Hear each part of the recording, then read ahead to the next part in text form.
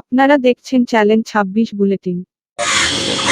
আমরা আজকে এখানে আমাদের পূর্বপুরুষ এই জমিটা 1912 সালে ক্রয় করে, তখন থেকে আমরা বসবাস করে আসতেছি।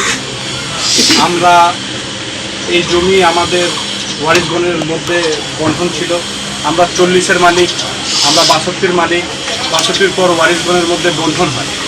বন্টন হওয়ার ফলে আমার দাদা তার ছেলেদেরকে যখন বন্টন করে দেয়, আমাদের অনেক ওয়ারিশ জমিটা বাইরে বিক্রি করে।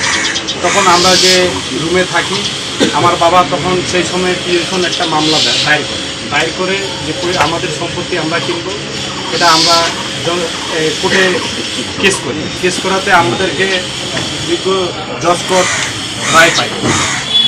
তারপরে তারা হাইকোর্ট করে আমরা হাইকোর্টে রায় পাই। হাইকোর্টের পর তারা সুপ্রিম কোর্ট করে আমরা সুপ্রিম কোর্টে রায় পাই। সুপ্রিম কোর্টের পর লিপ্টু আপিল করে সুপ্রিম কোর্টে, সেখান থেকেও আমরা রায় পাই।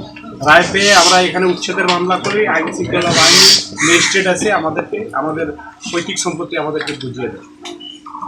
আমার বাবা 2014 সালে হজে যাওয়ার সময় আজকে যে আমার বাদী আমাকে অন্যায় অত্যাচার করছে, তো ওনারা আমাদের এক ওয়ারিসের অংশ, আমাদের ওয়ারিসের কাছ থেকে ওনারা কিছু জায়গা কিনেছে। কীভাবে কিনেছে তারা আমরা জানি।